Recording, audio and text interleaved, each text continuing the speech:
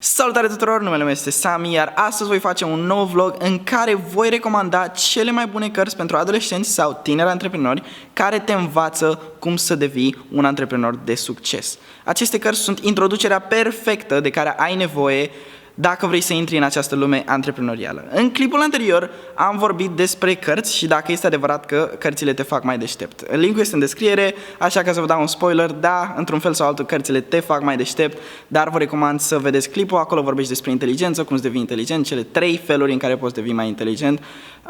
Chiar vă recomand să-l vedeți, dar acum uitați-vă la acest clip. Înainte să începem, țin să menționez faptul că am încercat să caut cărțile care sunt cele mai interesante, dar cât și cele mai ajutătoare. De ce sunt ajutătoare? Păi dacă vrei să fii un antreprenor de succes, trebuie să înțelegi cum funcționează banii, trebuie să înțelegi cum să-i administrezi, trebuie să înțelegi cum să faci marketing, trebuie să înțelegi cum să-ți găsești audiența, trebuie să înțelegi cum să faci produsul, cum să oferi un serviciu de calitate și cum să manageriezi lucrurile care vin cu oferirea unui serviciu de calitate. Pentru că dacă oferi un serviciu de calitate și cu cât serviciul tău este mai bun, cu cât tu ești mai smooth, cum s-ar spune, cu cât tu ești mai bun la ceea ce faci, cu atât lumea va observa acest lucru și va veni la tine pentru ajutor. Dacă tu știi chestia asta, iar competitorii tăi nu știu chestia asta, atunci tu ai un avantaj peste ei. Cititul acestor cărți este incomparabil cu cititul unor cărți vechi, plictisitoare, despre subiecte care nu te interesează. Aceste cărți sunt noi, scrise pentru generația noastră, cu subiecte relevante care cred eu că te interesează dacă ai dat click pe acest video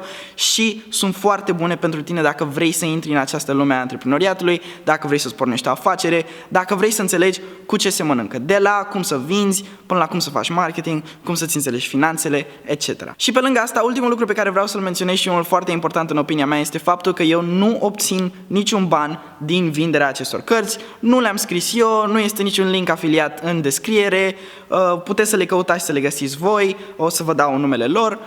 Sunt niște cărți pe care eu le-am citit și mi-aș fi dorit ca cineva să mi le recomande la început. Eu acum ceea ce fac este să returnez această favoare. Dacă vreți în schimb, în loc de bani, să-mi dați un like, un subscribe, cu asta mă aștept pe mine foarte mult, dar nu voi face niciun ban din vânzarea acestor cărți. Le recomand strict doar cu scopul de a vă îndruma. Haideți să începem. Cartea numărul 1 este A Paperboy's Fable, 11 Principles of Success, adică fabula lui Paperboy, cele 11 principii ale succesului. Cartea nu vorbește doar pasul 1, trebuie să faci asta, pasul 2, trebuie să faci asta. Nu, este o poveste a unui adolescent care încearcă să facă bani de la zero ca să îi strângă pentru facultate și vorbește despre toate peripețiile prin care el trece împreună cu o explicație a ce face și de ce face și cu interviuri a unor oameni de foarte mare succes care comentează ce se întâmplă și care dau sfaturi pe acolo. Înveți din lucrurile pe care le face el, greșelile lui, tehnicile pe care le folosește. Sunt 11 capitole, 11 principii. Cu siguranță recomand această carte ca pe prima carte pe care o citești. Este o ușă către înțelegerea acestei cariere și principiile ei. Următoarea carte este Rich Dad, Poor Dad.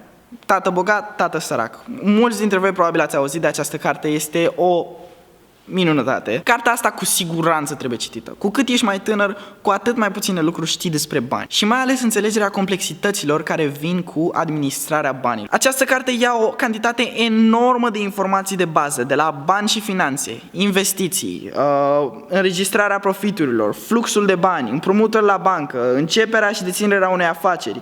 Toate aceste informații prezentate într-un fel cât mai ușor de citit și cât mai ușor de digerat și pe înțelesul tuturor. Adică nu trebuie să ai o diplomă în economie ca să citești chestia asta, nu trebuie să înveți nimic, să știi nimic despre economie înainte să citești chestia asta.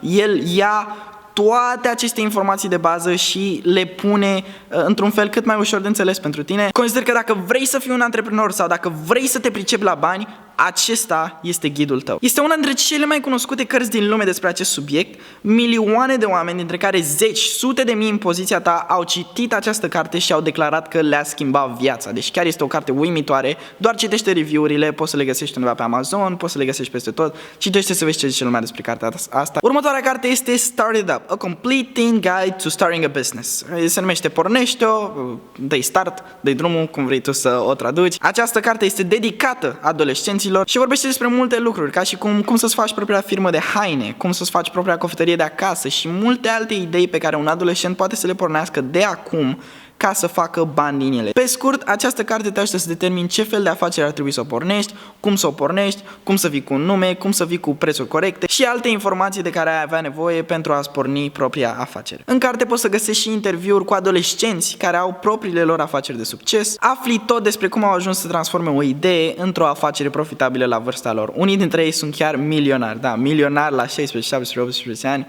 este un lucru uimitor. Acolo în carte poți să vezi cum au făcut chestia asta pas cu pas, poți să vezi interviuri despre povestea lor și poți să furi un pic din experiența lor și din lucrurile pe care ei le-au făcut. Următoarea carte este Way of the Wolf, Straight Line Selling, Master Art of Persuasion, Influence and Success, scrisă de niciun altul decât Jordan Belfort. Mulți dintre voi probabil nu-l știți după nume, dar vă garantez că știți cine este. Dacă ați văzut Lupul de pe Wall Street, jucat de Leonardo DiCaprio, atunci deja îi știți povestea de viață. Da, el este adevăratul lup de pe Wall Street, după el a fost făcut absolut tot filmul. Pe lângă alte titluri, este cunoscut ca unul dintre cei mai persuasivi oameni de afaceri din lume. Acest om poate să vândă gheață unui congelator, apă unui râu, poate să vândă orice oricui, iar această carte scrisă de el îți explică pas cu pas cum face asta. Nici nu mai are rost să explic de ce trebuie să știi să vinzi dacă vrei să fii un antreprenor de succes sau dacă vrei să fii de succes în mai mult sau mai puțin orice, așa că haide să trecem la următoarea carte, ultima, dar nu și cea din urmă, Digital Marketing for Dummies, adică marketing digital pentru... Da, eu având o firmă de marketing în trecut pot să vă spun că crearea unei imagini, identificarea unui mesaj bun, identificarea unei audiențe care să-i pese și transmiterea acestor mesaje într-un fel cât mai eficient îți va crea sau distruge succesul depinzând de felul în care o vei face, așa că marketingul, mai ales marketingul online în zilele acestea, este cea mai importantă unealtă în bagajul tău de informații care te va ajuta să devii un antreprenor de succes. Asta este tot ce am, așa că spor la citit. Am încercat să acopăr toate ramurile antreprenoriatului, aveți câte o carte sau două pentru fiecare dintre cele mai elementare ramuri. Aceste 5 cărți sunt introducerea perfectă de care ai nevoie. Sper să-ți placă, dacă dai like, îi spui algoritmului de la YouTube că îți plac genul acesta de videoclipuri și să-ți recomande mai multe videoclipuri de genul și pe lângă asta mă ajută și pe mine foarte, foarte mult, că tocmai ce am început, am repornit acest canal de YouTube și dacă dai share, pe lângă faptul că mă ajut și mai mult, o să încurajezi alți oameni să citească.